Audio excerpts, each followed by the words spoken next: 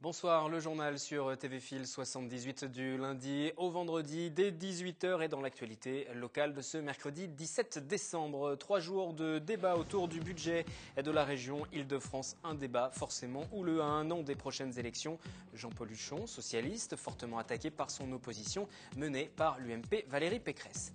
Autre scrutin, les élections départementales. La gauche peut-elle réussir l'union? Cela semble plutôt mal engagé avec les premières annonces de candidature du Parti socialiste. Le point tout à l'heure avec Olivier Paréja, co-secrétaire départemental d'Europe Écologie Les Verts. Il est l'invité du journal. Et puis la pole dance quitte les clubs de striptease. Le grand public en raffole. Il est de plus en plus facile de trouver des associations proposant des cours, découverte de la discipline à la fin de cette édition. Najat Vallaud-Belkacem, la ministre de l'Éducation, a dévoilé ce midi, aujourd'hui, les collèges qui obtiennent le statut de REP pour réseau d'éducation prioritaire. Cette appellation remplace les zones d'éducation prioritaire, les ZEP. À Saint-Quentin, 3 collèges sont ainsi concernés. Gustave Courbet, Le Village et Yuri Gagarin, situés donc à Trappes. On va écouter tout de suite Bertrand Mesure, le secrétaire départemental SNUIPP FSU 78. Il regrette que cette décision ne concerne pas la globalité du cursus scolaire des élèves. On part des réseaux d'éducation prioritaire, donc des écoles élémentaires et maternelles qui alimentent ces réseaux. Or, on se retrouve, en particulier dans les Yvelines, avec un certain nombre d'écoles qui se retrouvent isolées parce que, pour leur malheur, elles alimentent un collège où existe une vraie mixité sociale. Pour autant, la situation de ces écoles, quand elle est prise du point de vue de la situation de l'école, est une situation particulièrement dégradée. Je vais en donner un exemple, c'est celui du bois de l'étang à la Verrière, qu'on ne peut pas qualifier de situation favorable et qui pour autant va sortir de l'éducation prioritaire au motif que les élèves du bois de l'étang vont à Philippe de Champaigne et au Ménil-Saint-Denis. Éducation toujours. Il aura passé 5 ans à la tête de l'Académie des Yvelines. Jean-Michel Coignard quitte son poste. Le directeur académique prend en charge dès cette fin d'année une mission de 3 ans auprès du ministère de l'Éducation nationale. À 54 ans, il cède sa place à Serge Clément, l'ancien directeur académique de la Loire. Jean-Michel Coignard qui aura eu, entre autres, la lourde tâche d'accompagner la mise en place des nouveaux rythmes scolaires. Invité politique de ce 17 décembre, Olivier Paréja, bonsoir. Vous êtes le co-secrétaire départemental d'Europe Écologie Les Verts. Élection départementale fin mars à travers toute la France. Élection particulière. Pour la première fois, il faudra renouveler l'ensemble des conseillers généraux. Et pour la première fois, il faudra élire des binômes femmes-hommes pour respecter bien évidemment la parité. Avant de vous faire réagir sur ces changements, tout de même, votre sentiment sur un sondage qui date du 16 décembre d'hier. Un sondage qui révèle 28% d'intention de vote pour le Front National, 25% pour l'UMP, 17% pour le PS, Europe Écologie, Les Verts à 7%, à égalité avec l'UDI et derrière le Front de gauche, 7%. C'est un chiffre au niveau national et c'est un sondage à quelques mois de l'échéance. Ça vous semble acceptable, 7%? Nécessairement, ça ne fait pas plaisir de savoir que les sondages donnent 7%, mais c'est aussi le temps de la campagne qui nous permettra peut-être d'arriver à expliquer notre programme, à expliquer notre différence par rapport à ce qui se passe, par exemple, aujourd'hui au gouvernement. Vous parlez de cette différence, c'est-à-dire que l'union que j'évoquais en titre, ce n'est pas du tout à l'ordre du jour pour l'ensemble des forces de gauche, des listes communes dans les Yvelines, avec le Parti socialiste, Europe Écologie, ça c'est pas possible. Si on dit qu'il va y avoir très peu de votants à cette élection, c'est-à-dire qu'il va y avoir une abstention assez importante, les gens sont déçus par la politique du gouvernement. Donc nécessairement, il faut être clair, il faut un message clair, à savoir si on soutient ou on ne soutient pas la politique actuelle du gouvernement. Nous, on a envie de construire, et c'est pour ça qu'on a lancé il y a 15 jours l'appel au rassemblement, donc un large appel sur nos valeurs pour essayer de fédérer. Ça peut être des collectifs, ça peut être des citoyens, ça peut être aussi des mouvements politiques. Mais pas des socialistes en tout cas. Mais, sauf des socialistes repentis, s'ils étaient amenés à changer de parti.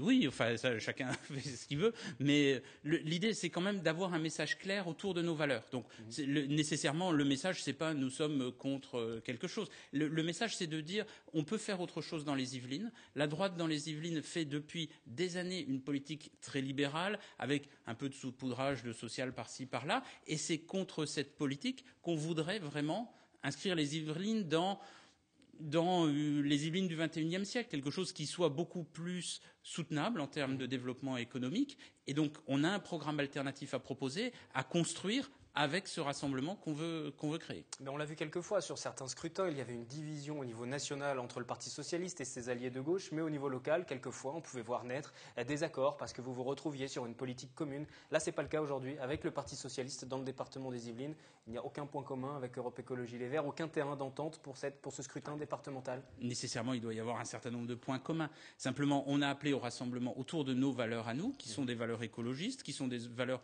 de solidarité. Après, bienvenue à tous ceux qui veulent rejoindre notre rassemblement. Mais sur nos valeurs, c'est sur nos valeurs et pas sur. Vous ne faites pas de concession, c'est ça. Voilà, l'idée c'est pas de faire un rassemblement pour faire un rassemblement. Je pense que c'est ce que je disais au début. Une des causes d'abstention, c'est que le message n'est pas clair. Donc à un moment, il faut revenir aux fondamentaux, vraiment. Ce qui fait la différence, ce qui fait l'intérêt de voter écologiste, de voter sur un programme social, solidaire pour les Yvelines. Quitte à perdre dès le premier tour, à être présent sur le second tour pour les forces de gauche. Mais enfin, l'idée, parce que s'il y a division de la gauche, c'est souvent comme ça, peu de participation, division de la gauche, l'UMP, le Front National qui se retrouve au second tour, la force de gauche éliminée. C'est évident qu'un des objectifs que nous avons, c'est d'éviter que 21 cantons soient à droite ou au Front National fin mars. Ça, c'est évident. Et la meilleure façon de le faire, c'est d'avoir un message clair. Et l'abstention est probablement le premier parti de France, comme on dit. Et donc, l'enjeu, c'est d'arriver à exprimer qu'on a une différence, on a un vrai programme, quelque chose qui peut faire que les gens reviennent voter. Qu'est-ce qui caractérise ce vrai programme que vous avancez justement, les valeurs fortes du programme qui sera présenté par Europe Écologie Les Verts pour si on reprend par exemple les compétences du département, il y a des compétences sur les transports. Aujourd'hui, on a plus de 1600 km de routes départementales. Est-ce qu'il n'est pas temps de penser à la continuité des liaisons cyclistes? Est-ce qu'il ne faudrait pas mettre encore plus d'énergie sur les transports en commun en relation avec la région Île-de-France? On peut parler aussi de l'aménagement urbain. Aujourd'hui, les Yvelinois, les Yvelinoises passent plus de 2 heures dans les transports chaque jour. Il y a vraiment une autre façon de gérer l'aménagement du territoire, de rapprocher les lieux de vie, les lieux de travail. Il y a un développement qui peut être beaucoup plus économe des terres agricoles, par exemple.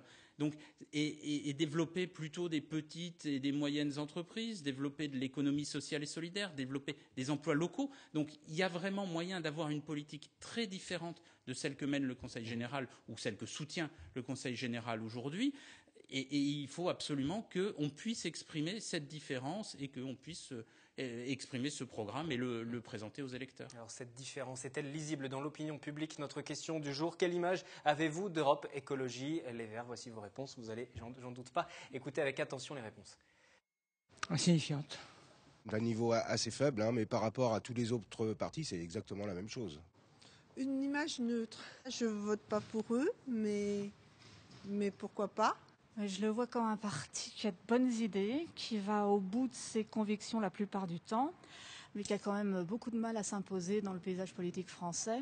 On leur fait beaucoup de promesses aussi, et qu'on les laisse pas toujours exprimer leur point de vue, on leur laisse pas toujours leur chance de mettre en œuvre certaines propositions qui seraient vraiment pas compliqué à mettre en œuvre. Moi, je pense que c'est un parti utile, mais qui doit s'intégrer en fait à l'ensemble des autres partis. Je pense que c'est pas un parti unique, c'est un parti qui doit être complémentaire d'autres partis.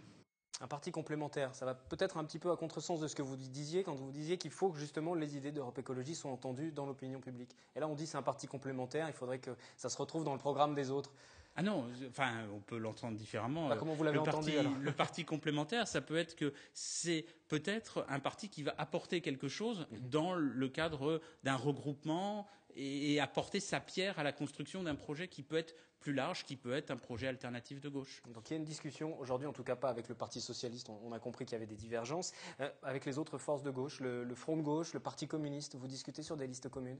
Donc le fonctionnement d'Europe Écologie Les Verts est d'avoir défini une stratégie départementale et ensuite, canton par canton, les adhérents d'Europe Écologie Les Verts, les sympathisants, en essayant de discuter avec les collectifs qui existent, avec les personnes qui sont engagées dans la vie associative, qui ont particulièrement participé à des luttes contre des projets inutiles. Je prendrai par exemple, on a parlé il y a quelque temps de la colline de la Revanche et de la piste de ski artificielle. Bon, tous ces gens qui se sont regroupés autour de valeurs qui sont proches de l'écologie, eh bien, on est ouvert à travailler avec eux et à co-construire un projet et des candidatures pour les départementales. Et bien sûr, ça s'ouvre aussi à des mouvements politiques qui peuvent être effectivement le Parti de gauche, le Parti communiste, qui peuvent être Nouvelle Donne. C'est ouvert et ce sera discuté canton par canton de façon à trouver les personnes qui peuvent le mieux porter des idées de solidarité, des idées d'écologie. Mais il y aura des listes soutenues par Europe Écologie, les Verts, dans 21 cantons, dans les 21 cantons du département. Ah oui, c'est sûr. Le problème n'est pas un problème de personne. C'est-à-dire on aurait très bien pu partir et mettre 21 x 4, puisqu'il faut un homme, une femme, et deux suppléants, voilà, 2 suppléants. Donc on aurait pu mettre 21 x 4 personnes sur tous les cantons des Yvelines. Ça n'a pas été notre choix, mais ce n'est pas un problème de nombre de personnes. C'est vraiment une volonté d'ouverture, une volonté d'essayer de construire une alternative à gauche. Et cette idée de binôme, justement, c'est une bonne idée pour représenter le canton ? Je pense qu'Europe Écologie Les Verts a toujours défendu la parité. Donc c'est quelque chose qui fera qu'aujourd'hui, on a un conseil départemental qui a à peu près le même nombre de conseillers que ceux qu'on est qu'il a. On sera à 41. Voilà, donc 42, ça va être à peu près la même chose. Et aujourd'hui, il y a 4 ou 5 femmes. C'est absolument ridicule comme représentation. Donc qu'on arrive par construction à la parité, c'est quelque chose qui va tout à fait dans le bon sens. Les candidats seront connus quand ? Quel est le calendrier ? Dans la mesure où on est dans une construction canton par canton, nécessairement, le calendrier n'est pas avec une date fixe pour tout le monde. Donc on est en train d'avancer. Probablement début janvier, on sera capable d'annoncer les quadrinômes, enfin 4 personnes, canton par canton. Qui se présenteront. On ne va pas savoir de nom ce soir. J'imagine que vous n'allez pas donner de nom puisque les discussions sont encore en cours. On ne peut pas à la fois dire qu'on est en train d'appeler au rassemblement et dire on a déjà toute notre liste. Non, nécessairement, on est en train de construire. Donc des noms circulent, bien entendu, mais pour l'instant, c'est ouvert et justement dans un mouvement le plus participatif possible. L'UMP qui souhaite réaliser le Grand Chelem, conserver donc ce Conseil général et même accroître son emprise sur le Conseil général. Le Front National qui annonce aussi qu'il présentait des candidats partout et qui pourrait réaliser un bon score si on en croit les estimations, ne serait-ce qu'au niveau national. Est-ce que ça vous inquiète ou pas ? Quel est votre état d'esprit par rapport à cette situation ? C'est sûr que la montée du Front National est quelque chose qui est extrêmement inquiétant. Par contre, le Front National monte généralement en raison de l'abstention. C'est-à-dire que ce n'est pas nécessairement un nombre de votants supplémentaires, c'est des électeurs motivés et moins il y a de participation aux élections, plus le Front National, proportionnellement, fait un bon score. Donc votre ambition, c'est de remotiver vos propres électeurs. Exactement, déjà. Voilà. Merci Olivier Pareja d'être venu ce soir sur ce plateau. Nous parlerons également des départementales mardi prochain dans le dernier 7-8 politique pour 2014 avec Philippe Chevrier, le responsable départemental du Front National. Merci Olivier Pareja. Merci. L'Agence nationale pour la rénovation urbaine l'ANRU qui vient de valider la liste de 200 quartiers qui bénéficieront d'un programme de rénovation. L'investissement global est de 5 milliards d'euros. Une partie de cette somme sera utilisée pour 4 secteurs des Yvelines, la communauté d'agglomération de Mantes-la-Ville, celle de la boucle de la Seine, celle de la Seine et Vexin et enfin celle de Saint-Quentin en Yvelines. Plus particulièrement ici, à Trappes sur les Merisiers, le plan d'action qui couvre une période se terminant en 2024. Premier critère, les difficultés sociales et urbaines rencontrées.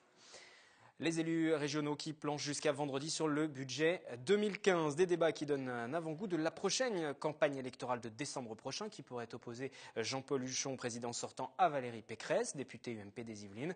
Ce sont clairement deux visions qui s'opposent. Un reportage réalisé pour TV Fil 78 par nos confrères de Val d'Oise TV. Jean-Paul Huchon dévoile les grandes lignes de son budget, le dernier avant les élections régionales de décembre 2015. D'un montant de 4,9 milliards d'euros, il sera voté vendredi, un budget francilien marqué par un maintien des investissements. Je crois que c'est un budget qui ne lâche rien, c'est-à-dire qui est présent sur tous les grands secteurs d'investissement de la région. On n'a pas baissé l'investissement, au contraire. Le budget augmente. On est par ailleurs maintenant en mesure de recevoir les fonds européens et de les gérer. Donc ça permet de faire un peu plus, un peu mieux. En matière de fonctionnement, notre budget est légèrement en recul. C'est la preuve du sérieux de notre gestion qui est soulignée d'ailleurs par la Cour des comptes d'un côté, les agences de notation de l'autre. Donc c'est un budget, je dirais, qui prépare l'avenir et qui conforte notre rôle essentiel en matière d'aménagement du territoire, de transport, d'éducation et de formation. Pas de suspense, l'UMP rejettera le budget de la majorité PS, écologistes, radicaux et communistes. Valérie Pécresse estime que le projet préparé par Jean Pauluchon ne répond pas aux attentes des Franciliens en temps de crise. La conseillère régionale des Yvelines propose un contre-budget qui ressemble pour beaucoup au programme qu'elle pourrait développer lors des prochaines élections régionales. Je crois qu'aujourd'hui, on est face à une situation inédite. Le chômage augmente plus vite en Ile-de-France que partout ailleurs. Et aujourd'hui, on a un vrai sujet d'insertion professionnelle des jeunes. Donc moi, je prendrai tous les crédits qui sont non prioritaires et je les affecterai à ces compétences. Développement économique, aide aux entreprises en difficulté, formation professionnelle des chômeurs, formation professionnelle des jeunes, apprentissage, et ce sera ma priorité. Et ma deuxième priorité, ce sera de lutter contre toutes ces fractures territoriales en Ile-de-France. Il y a des quartiers qui sont des quartiers délaissés. J'affecterai une partie des recettes d'investissement à la desserte transport de la Grande Couronne et puis aux contrats ruraux pour les quartiers périurbains. Les élus régionaux vont plancher durant 3 jours sur le budget 2015. Des débats qui permettront à Jean Pauluchon et Valérie Pécresse d'affûter leurs arguments en prévision de la campagne des prochaines élections de décembre. On quitte la politique pour la restauration. Et cette question, votre plat commandé au restaurant est-il allergène? Un règlement européen impose à partir d'aujourd'hui aux professionnels de faire figurer sur leur carte la composition détaillée des menus. La mesure n'est pas bien accueillie et ces derniers évoquent une mise en application impossible ou au minimum des contraintes supplémentaires. Yolène Torres et William L. Ces menus du restaurant Les Templiers à Élancourt vont bientôt être repassés à la loupe. Depuis le 13 décembre, une réglementation européenne impose aux restaurateurs l'affichage des 40 principaux allergènes dans leurs plats. La noisette, c'est un fruit à coque, ça peut être un produit, c'est un produit allergène. Il y a des gens qui sont très allergiques à ça. Dorénavant, pour tous les plats contenant de la noisette, des arachides, du lait ou encore du gluten, Jean-Luc Madec devra s'adapter et le notifier à ses clients. Alors on va tâcher d'aménager ça de façon à ce que ce soit une information claire, lisible, mais qui en même temps ne vienne pas polluer le côté vitrine attractif d'une carte de restaurant. Mettre des astérisques, le notifier en bas de la carte, il travaille à des solutions. Les restaurateurs ne sont pas tenus d'inscrire le détail sur les cartes, mais devront avoir une liste disponible des allergènes présents dans les plats. Chef ici depuis plus de 20 ans, Jean-Luc Madec a vu le nombre de clients allergiques augmenter. C'est vrai, de plus en plus de nos compatriotes sont aujourd'hui soumis à des allergies. Le taux a été multiplié par 4 ces 10 dernières années, c'est considérable. Cette réglementation européenne ne concerne pas uniquement les restaurateurs. Les cantines, les épiceries, les traiteurs, mais aussi les boulangeries devront aussi s'y conformer. Les contrôles ne se feront pas avant 2015. Économie avec le centre commercial des Gâtines à Plaisir. Souvenez-vous, le 8 décembre 2013, il y a tout juste un an, 5 commerces étaient détruits par les flammes après un départ d'incendie dans un restaurant indien. 55 pompiers mobilisés pour maîtriser la situation et depuis des propriétaires des lieux qui attendent qu'un second souffle soit donné au site pour faire revenir les clients. Le point avec Florane Parfait et Patrick Jacques de Dixmude. Un an après, les choses n'ont pas beaucoup changé au centre commercial des Gâtines. Les boutiques ravagées par les flammes sont toujours en ruine. Les clients n'ont pas déserté par solidarité, mais ils regrettent que le lieu soit presque laissé à l'abandon. C'était bien pratique, ce petit centre commercial nous rendait quand même bien service, puisqu'il y avait quand même tout. Il y avait donc le casino, il y avait de quoi faire. La pharmacie, elle a eu la chance de continuer. Donc oui, c'est quelque chose quand même qu'on utilise. Et qui met un peu de vie dans le quartier, sinon il n'y a rien d'autre. Gros dommage. Pour nous, personnellement, non, parce qu'on a la chance d'avoir une voiture et d'être très mobile, mais j'imagine que pour des gens plus âgés, c'est sans doute plus difficile. Vincent Bayeux a perdu près de la moitié de son chiffre d'affaires. Depuis un an, le gérant de la supérette vend ses produits dans ce préfabriqué de 40 mètres carrés. La procédure d'enquête, les expertises des assurances ont beaucoup ralenti le chantier. Les travaux vont commencer normalement fin du mois de décembre, normalement. Mais bon, on attend toujours, quoi. Pour l'instant, on est toujours dans les ADGECO.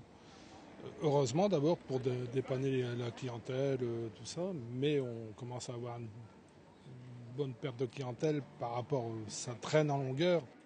Les travaux devaient commencer au début du mois, ils ont été repoussés pour cause de diagnostic amiante.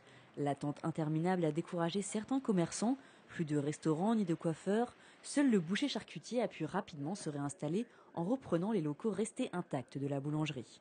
On a racheté son fonds tout simplement, voilà, il y a 8 mois de ça, et on a réussi à ouvrir il y a 6 mois maintenant. Ça fait juste 6 mois. Heureusement pour nous, parce que vu l'état de l'avancée des travaux, je ne sais pas où on serait maintenant. Voilà. Et bon, ça va, à part, bon, il y a un peu de désertion de clients avec le peu qu'on est, mais bon, il ne faut pas se plaindre. Nous, on a réussi à rebondir, c'est l'essentiel. Mais malheureusement, ce n'est pas le cas pour tout le monde. Commerçants et habitants attendent l'installation de nouveaux commerces pour redynamiser le centre commercial des Gâtines. Pour cela, il faudra attendre juin 2015, la date prévue pour la livraison de nouveaux bâtiments, à moins d'un nouveau retard.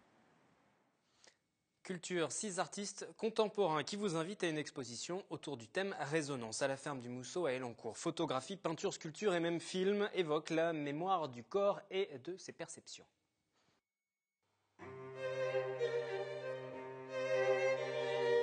Projeter ses propres émotions à travers des œuvres très diverses présentées à la galerie de la ferme du Mousseau à Elancourt. Vidéos, gravures, peintures, sculptures. La matière est certes différente, mais le message est unique. Ces œuvres sont en résonance, le titre de l'exposition. Cette année, cette exposition a comme volonté que les différents artistes se répondent à travers leurs œuvres. Au-delà de l'aspect résonance des œuvres, se résonne aussi bien le mal et le bien, le blanc, le gris, le noir et le blanc. Et donc on est capable de montrer, c'est ce que l'on veut ici, que l'art n'exprime pas seulement que le plaisir et le bonheur, il exprime aussi des drames, il exprime aussi, parce que ça fait partie de la vie, la mort. Dans ce cadre-là, nous avons des artistes qui nous ont proposé des corps mutilés, mais des corps mutilés comme un espoir pour la suite. Ces 6 artistes ont été choisis après une sélection via un jury. Une centaine de dossiers a été reçu cette année. Parmi eux, Thibault Lagéraud, 38 ans. Son atelier est dans les Yvelines. Ses grandes toiles colorées racontent des histoires d'aujourd'hui. L'idée, c'est de m'inspirer d'images de photoreporters qui ont traité de sujets, que ce soit alors, beaucoup sur le thème de la liberté. Donc, j'ai beaucoup travaillé sur le printemps arabe, la Syrie. Je m'inspire plutôt de récits et j'essaye, à travers les récits écrits et les photos qui ont été prises par des photoreporters, de compiler en fait sur une toile une multitude de sentiments et en fait d'histoires. L'actualité, c'est donc le nerf de la guerre pour cet artiste et les couleurs chatoyantes pour mieux masquer la noirceur des récits. Sur la couleur, je dirais que c'est venu petit à petit. Au départ, je travaillais avec relativement peu de couleurs. C'était très chromatique, des couleurs complémentaires, 3-4 maximum. Et puis plus ça va, plus les sujets se complexifient, plus j'en rajoute, plus le sujet est dramatique, plus aujourd'hui je suis amené à faire des toiles extrêmement colorées. Voilà, comme une sorte d'équilibre entre le sujet de fond et la forme. L'exposition Résonance se tient jusqu'au 21 décembre à la galerie de la ferme du Mousseau à Elancourt.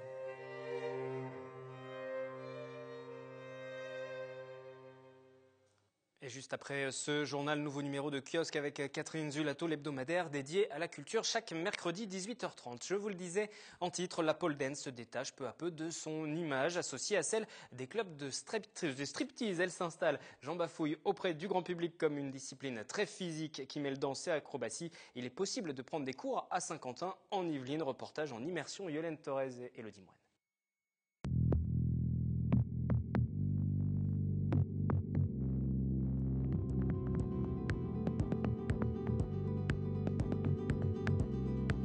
Le fireman, le Gemini, le bird ou encore le rockstar, les figures s'enchaînent autour de la barre verticale. Bienvenue dans le monde de la pole dance. Pour Hélène, professeure ici à Versailles depuis 4 ans, il s'agit d'un véritable sport à part entière. Mélange d'acrobatie, de danse et de créativité, la pole dance se rapproche notamment du cirque ou de la gym, mais pas seulement. C'est aussi une expression corporelle comme la danse ou... Je ne peux pas aller jusqu'au théâtre parce que voilà, on n'est pas dans un jeu vraiment, mais il y a vraiment de ça en fait. Ça fait ressortir de la personnalité aussi et des fois même un peu la gestuelle et le caractère de la personne. Le cours commence d'abord par un échauffement, étape primordiale pour préparer les muscles et les articulations. Le but c'est d'allonger en fait son buste et d'aller loin devant. Les danseuses travaillent ensuite les figures à la barre. La première qualité pour réussir n'est pas nécessairement d'être très musclé ou très souple, mais surtout de savoir faire preuve d'un peu de patience. Il y a des choses qu'on aimerait faire qui ne sont pas forcément toujours accessibles. Mais en fait, si on écoute et si on a envie d'avancer, de tester des choses et qu'on prend en compte tous les conseils et qu'on voit les choses surtout dans le bon ordre, avec la bonne technique, etc., finalement, ça fonctionne. On plie la jambe de derrière, on va la ramener. Et là, on va passer dans le creux du pied, on va pivoter en boule. Et après, on va attraper là-haut. J'aime bien le côté physique. C'est vraiment très sportif, quoi. On se muscle vachement vite.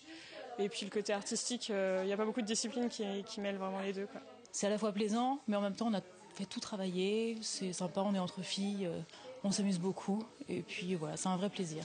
On a tendance à vouloir faire les choses en force, alors qu'en réalité, lorsqu'on a compris la technique, c'est plus une force, ça devient quelque chose de beaucoup plus simple. Longtemps associée au monde de la nuit et au striptease, la pole dance se développe de plus en plus comme une véritable discipline sportive. Aujourd'hui, des championnats de France sont organisés et des écoles fleurissent un peu partout. La jambe de devant, elle reste, et l'autre, elle va derrière. On doit être aligné. Plus on en parle, plus les gens sont ouverts et moins on est oh mon Dieu, c'est le striptease, tu vas à ton club de striptease, c'est moins tabou.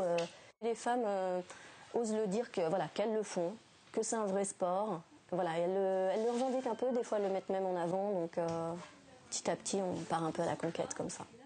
Une conquête qui ne s'arrête pas qu'aux femmes. Minoritaires pour le moment, certains hommes commencent aussi à s'y mettre. Rendez-vous demain jeudi 18h pour une nouvelle édition du journal. Très bonne soirée sur TV Fil.